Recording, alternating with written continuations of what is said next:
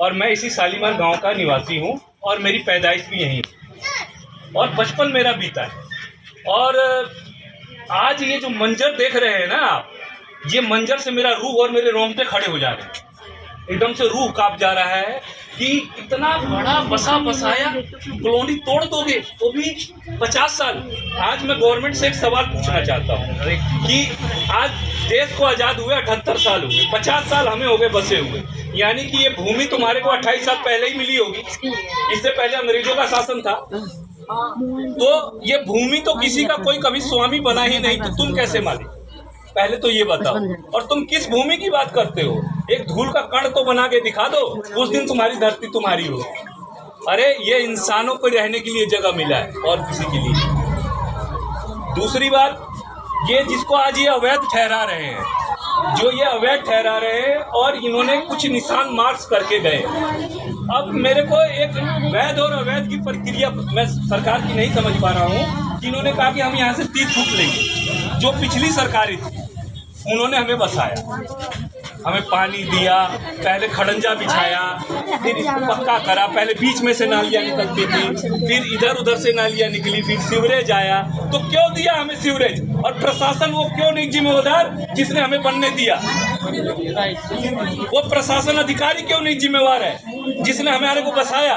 सारी सरकारों के हमारे वोट वैध, हम वैध, हमारे वोटों से जीत के वो लोग मुख्यमंत्री, प्रधानमंत्री, मिनिस्टर जो मर्जी वो बनता है, और हम अवैध कहाँ जाएंगे? आप ये तो बता दीजिए। अच्छा चलिए, हमारे को जहर दे दीजिए,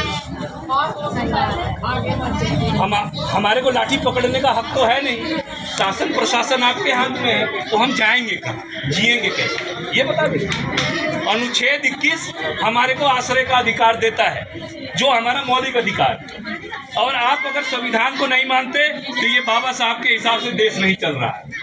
और बाबा साहब के हिसाब से अगर देश नहीं चलेगा तो विद्रोह तो होगा, आज नहीं तो कल होगा, और विद्रोह होगा। भारत माता की वंदे वंदे, इनकलाब इनकलाब, लड़ेंगे लड़ेंगे लड़ेंगे लड़ेंगे, भारत माता की वंदे, इनकलाब इनकलाब।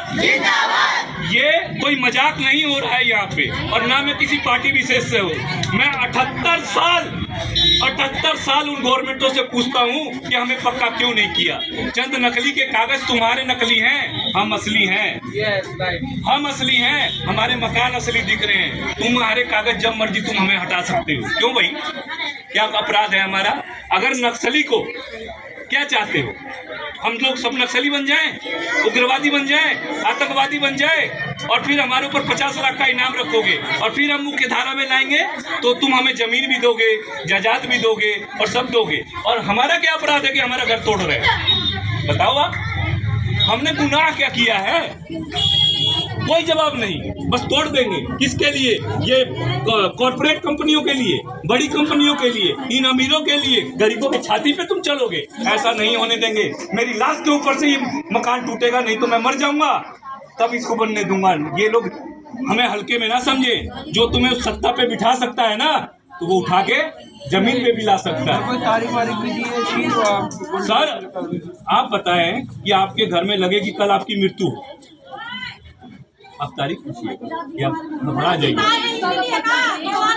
उनका क्या भरोसा साहब, दैत्य लोग हैं, राक्षस लोग हैं, जब मर्जी आएंगे चबा जाएंगे।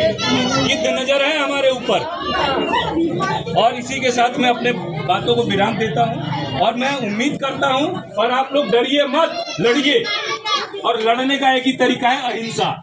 हिंसा का पूर्ण रूप से विरोध करता हूं मैं। क्यों? क्योंकि हम लोग गांधीवादी विचारधारा के व्यक्ति हैं, और गांधीवादी विचारधारा एक ही कहती है, गांधी जी के लाठी से भागे थे वो लोग, बंदूक की गोलियों को तो ये लोग, इनके पास तो तोप है, बंदूक है, गोली है, बारूद है, हमें तो उड़ा देंगे। लेकिन उड़ाता है तो उड़ा दे, लेकिन हमें रोटी तो दे दे, हमारे को छत तो दे दे।